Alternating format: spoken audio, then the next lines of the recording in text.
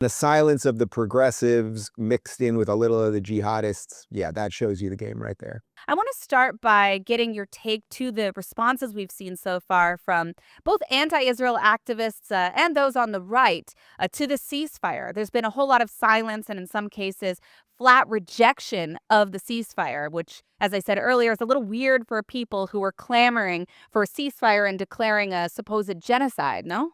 Yeah, I mean, I'd say the reaction has been the lack of reaction. As of us taping this right now, I have seen no tweets from Bernie Sanders, no tweets from AOC, nothing from Rashida, nothing even from Chuck Schumer. I did see that Ilhan Omar managed to croak out one thing where, of course, she then also accused Israel of genocide. But, look, this is a really, really interesting moment that I think transcends politics and culture. Like this kind of captures everything. If you are on the pro Israel side of this thing, obviously you should be elated. The hostages are coming home.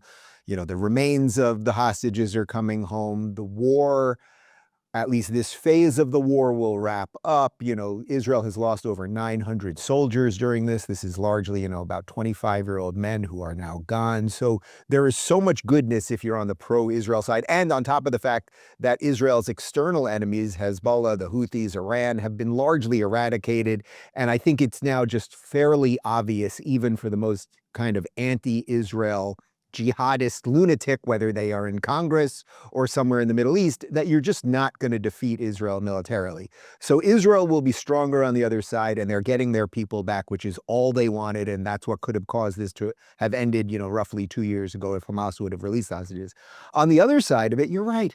If you've been screaming that this is a genocide, Bernie Sanders and all of these people should be dancing in the streets. They should be giving out candy the way that the Gazans gave out candy after October 7th. They should be absolutely thrilled it is finally coming to a close. Their silence really tells you more. I mean, it tells you a couple things. First off, Trump did the work here. They don't want to credit Trump for anything. That's kind of the obvious version. But really, the much more, I would say, perverse version is that they're really not for the Gazans. They are not for the Palestinian cause. What they are for is the destruction of Israel. So they're not happy today.